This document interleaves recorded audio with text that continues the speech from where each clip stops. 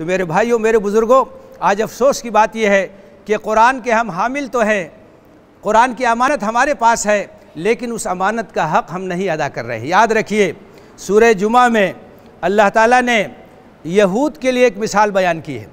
मसलुल लज़ीना हुम्मिलुत तौरात सुम्मा लम यहमिलूहा कमसलिल हिमार यहमिलु अस्फारा। वो लोग जिनको तौरेत की ज़िम्मेदारी दी गई, तौरेत का हामिल बनाया गया, तौरेत की अमानत दी गई और फिर उन्होंने उसका हक़ नहीं अदा किया, तौरेत के ज़रिए से अपनी ज़िंदगी को मुनव्वर नहीं किया, उसके पैगाम को आम नहीं किया, उसकी रोशनी में अपने समाज को नहीं बनाया, तो कहा कि उनकी मिसाल गधे जैसी है जिसके पीठ पर किताबों का गट्ठर लाद दिया गया हो। गधे की पीठ पर अगर किताबों का गट्ठर हो तो जाहिर है गधा तो उससे कुछ फ़ायदा उठाएगा नहीं। तो अल्लाह ताला ने कहा कि इनकी मिसाल, यहूद की मिसाल ऐसे ही है जैसे गधे के पीठ पर किताबों का गट्ठर लाद दिया गया। कितनी बुरी मिसाल है ये। मेरे भाइयों, आप तौरेत की जगह कुरान को रखिए। उन लोगों की मिसाल जिनको कुरान का हामिल बनाया गया, कुरान की ज़िम्मेदारी दी गई और उसके बाद उन्होंने कुरान का हक़ नहीं अदा किया, उनकी मिसाल भी गधे जैसी होगी। क्यों? क्योंकि अल्लाह की सुन्नत अटल होती है, तो सबके लिए ये एक होती है। ऐसा नहीं है कि यहूद से अल्लाह की कोई दुश्मनी और हमसे कोई रिश्ता है। जो जुर्म यहूद ने किया वही जुर्म हम करेंगे तो वही सज़ा पाएंगे जो यहूद को सज़ा दी गई। अगर उन्होंने तौरेत का हक़ नहीं अदा किया तो गधे हैं। मुसलमानों ने अगर कुरान मजीद का हक़ नहीं अदा किया तो उनकी मिसाल भी गधे जैसी होगी। मेरे भाइयों, आज दुनिया के अंदर मुसलमानों की जो हालत है, जिस तरह से ज़िल्लत और रुसवाई का शिकार है, उसका बुनियादी सबब यह है कि कुरान से हमारा रिश्ता कमज़ोर हो गया, कुरान से हमारा ताल्लुक़ कमज़ोर हो गया।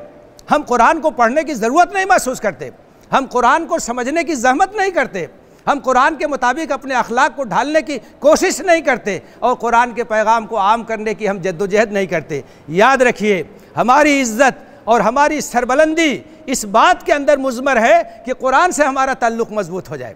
हर शख्स हमारा कुरान के लिए प्यासा हो, कुरान के लिए तड़प हो उसके अंदर। जिस दिन तिलावत न करे, कुरान का मुताला न करे, उसको बेचैनी महसूस करनी चाहिए, उसको एक तड़प महसूस करनी चाहिए, उसको एक कमी महसूस होनी चाहिए कि आज मैंने अल्लाह की किताब नहीं पढ़ी, आज मैंने कुरान से अपने रिश्ते को मजबूत नहीं किया। और कुरान को उस तरह से पढ़िए जिस तरह से सहाबा किराम कुरान मजीद को पढ़ते थे। सहाबा का तरीक़ा ये था कि वो कुरान मजीद की 10 आयतें सीखते थे, उस पर गौर करते थे, उस पर अमल करते थे, उसके बाद मज़ीद 10 आयतें सीखते थे।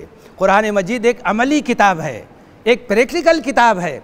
5 आयतें पढ़िए रोज़ाना, लेकिन उस पर गौर कीजिए, तदब्बुर कीजिए, उसके अंदर जो पैगाम है उसको समझने की कोशिश कीजिए और अपनी ज़िंदगी में उसको अप्लाई कीजिए, उसकी तत्बीक कीजिए, उसकी तनफीज़ कीजिए और उसके पैगाम को आम करने की कोशिश कीजिए। हमारी इज़्ज़त और हमारी सरबलंदी का रास्ता यही है कि कुरान से हमारा ताल्लुक़ मजबूत हो जाए। अल्लाह के रसूल ने फरमाया है, खैरुकुम मन तअल्लमल कुरान व अल्लमहु, तुम में बेहतरीन लोग वो हैं जो कुरान को सीखते हैं, कुरान को सिखाते हैं, कुरान को पढ़ते हैं, कुरान को पढ़ाते हैं, कुरान से अपने ताल्लुक़ को उस्तवार करते हैं, वो बेहतरीन लोग हैं। कुरान के पैगाम को आम कीजिए। अल्लाह के रसूल ने फरमाया है, बल्लिगु अन्नी वलौ आयतन, एक आयत ही पहुँचा दो।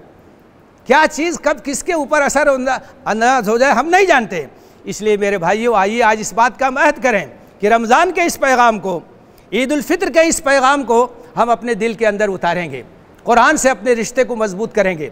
अब तक हमसे जो कोताही हुई उस पर अल्लाह से माजरत करेंगे और आइंदा इस बात का अहद करेंगे कि हम कुरान के साथ जिएंगे, कुरान के साथ हमारी ज़िंदगी बसर होगी, कुरान से अपने ताल्लुक़ को उस्तवार करेंगे, कुरान को पढ़ेंगे, कुरान को समझेंगे, कुरान पर गौर करेंगे, कुरान की तालीमात के मुताबिक अपनी ज़िंदगी को ढालेंगे और उसके पैगाम को आम करेंगे। यकीन जानिए कि जिस दिन हमने इज्तिमाई तौर से ये फ़ैसला कर लिया कि हम कुरान को अपना रहनुमा बनाएंगे, अपना इमाम बनाएंगे और कुरान के पैगाम को आम करेंगे, इज़्ज़त और सरबलंदी आपके कदम चूमेगी, अल्लाह की ताईद और अल्लाह की नुसरत आपके साथ होगी। वो ज़माने में मुअज़्ज़ज़ थे मुसलमान होकर और हम खार हुए तारिक कुरान होकर। अल्लाह से दुआ है कि हमें रमज़ान के और ईद उल फित्र के इन पैगामात को समझने की तौफ़ीक़ दे, अपना एहतिसाब करने की तौफ़ीक़ दे, अपना जायज़ा लेने की तौफ़ीक़ दे और अल्लाह ताला हमारी इबादतों को कबूल फ़रमाए, हमारे रोज़ों को कबूल फ़रमाए, हमारी दुआओं को कबूल फ़रमाए, नमाज़ों को कबूल फ़रमाए